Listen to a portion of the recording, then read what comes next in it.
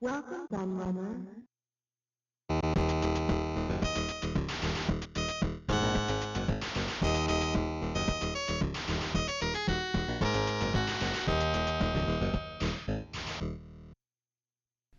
Hello everybody, Kieran aka The Laird here, and I have a book review of sorts for you today. Although it's not really a review because, as you can see, it is actually my own book. So it's more like a look at my own book rather than actually being a review, because it would be pretty silly to review my own book, because of course I'm going to say it's amazing and you should buy it. Although it is amazing and you definitely should buy it. But that's not the point here.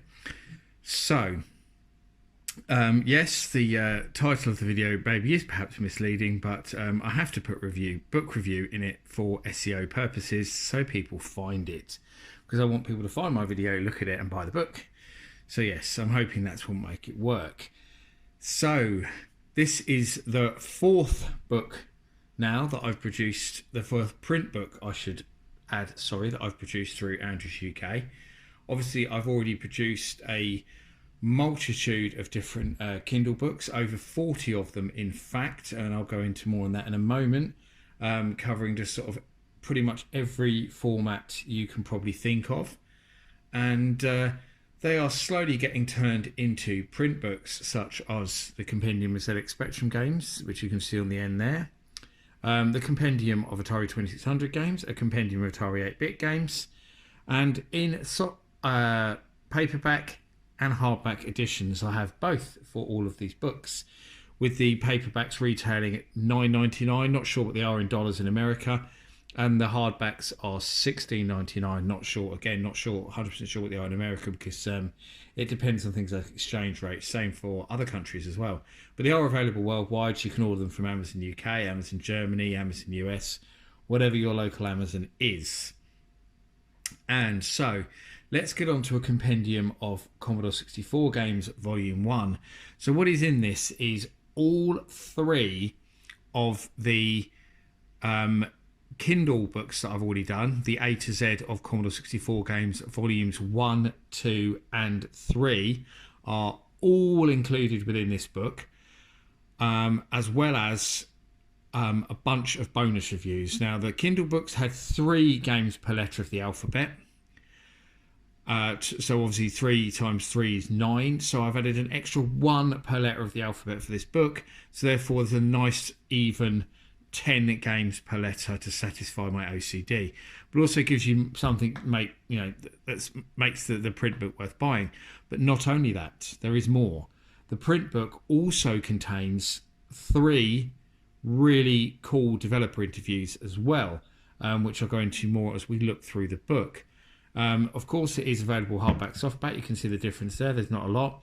The hardback just has collector's edition in the corner because it's a bit nicer. But the quality and stuff is exactly the same content. It is literally just a case of which cover you prefer. So let's have a look through the book, shall we? So you can see a bit more of what it's about and what kind of stuff you're going to get in it. So I might put that back to the back there for the moment and use the paperback, because I think the paperback might be a little bit easier to flick through on the camera. So we should start at the beginning, really. I'm just checking I've got it in frame because I can't see where the camera is. So obviously we start off with your usual introduction and a contents list of what's in it, and then we go into the book itself. So as you see, it's small reviews with a screenshot for each one, with information such as the publisher, what year it was released, and obviously my score out of 10 for each book. Each section is obviously introduced by a letter, which we kind of call and use the Commodore 64 font there to do it.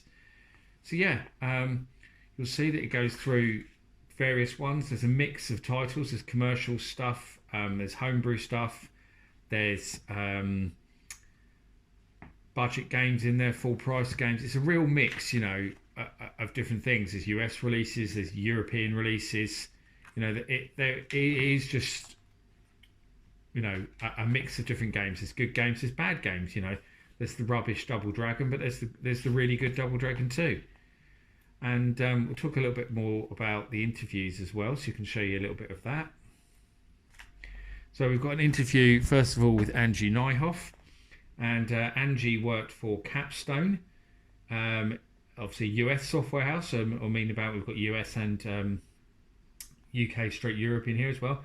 And at Capstone, she produced a multitude of Commodore 64 games, including Bill and Ted's Excellent Adventure, which is reviewed in the book, and Superman and Trump Castle, brilliant. In fact, Donald Trump had video games, and lots of other cool stuff. So that's the first interview that we've got in the book. So we'll go through some more letters. I mean, there's plenty of favourites obviously in there, like IK Plus, going right back to old stuff like International Soccer.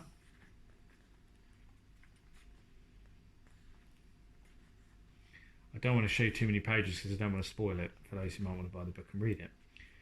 We have an interview with John Cutter. This is probably my favourite interview in this book. It's probably one of my favourite interviews that I've ever done with anyone, full stop, actually, because he was so cool. He gave me so much information, and it's a pretty lengthy interview.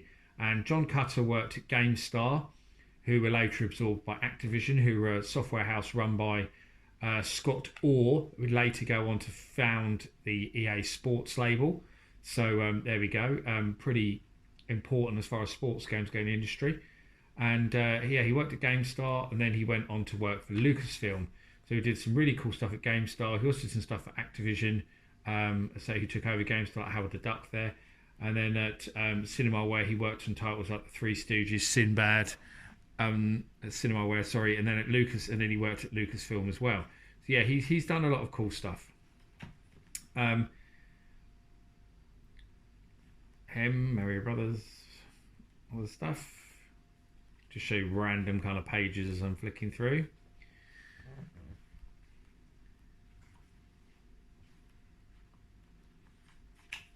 And we've got an interview with Peter Calvert. He's the third one in here. So Peter Calvert was the founder of Supersoft, who started off doing stuff for the Pets, for the Commodore PET, and then they later merged with Audiogenic, and he ran Audiogenic, obviously, who published some pretty cool games for the Commodore 64, including stuff like Emlyn Hughes Soccer. So he gives a lot of insight there into Audiogenic's policies and how they ran, and the way they specialised in getting sports stars in and stuff like that. There's some really cool stuff in there. So it goes through U, V,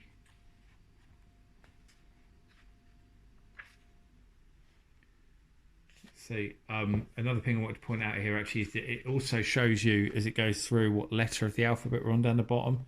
Only a minor little thing, but still quite cool.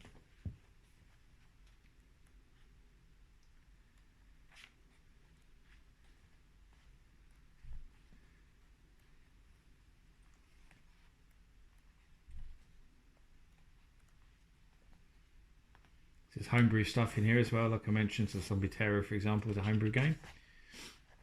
And that's it, really. And then at the back, the only extra thing we have, I think there's an advert for two of the previous books, a compendium of Atari 2600 games and ZX Spectrum games. So yes, that's the latest one to join the collection of books. There is obviously going to be more on the way. This isn't it. I have lots more planned. The next two print books will probably be Atari ST and Sega Master System, because those two are pretty much done.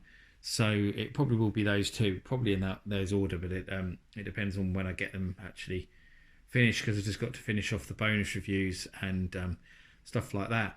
And another thing I will mention, actually, because I don't think I mentioned at the beginning, is that in these books, there's lots of reviews that have actually been, particularly in the Commodore 64 book, actually, have been rewritten from the Kindle editions. There was ones where I wanted to add extra facts, extra information, ones where I wasn't quite happy with maybe the scores that I gave them in hindsight. So there's a lot of revisions, more so than I did with any of the other books, in terms of revising a lot of the reviews and the information in them, added to quite a few of them as well, as I say. So there is actually probably more different to the Kindle books than any of the other previous ones I've done. And you know, the ZX Spectrum book and the Atari 2600 book never didn't have interviews. It's only the Atari 8-bit book and the Commodore 64 book that did. After when I did the first two books, who were almost one after another, they were very close together.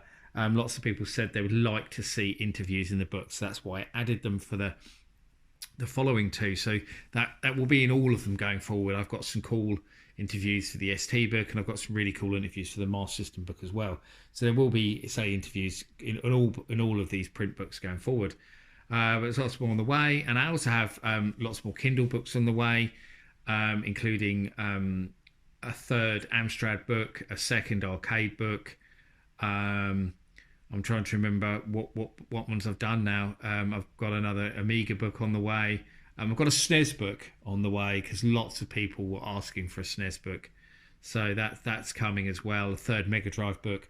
So lots there in the pipeline for your viewing pleasure, both Kindle and print. And that's it really. I thank you for watching my video. If you are a fan of the Commodore 64, then you should go out and buy this book. And yeah, I will see you all again for another video very soon. Thank you for watching. Bye bye.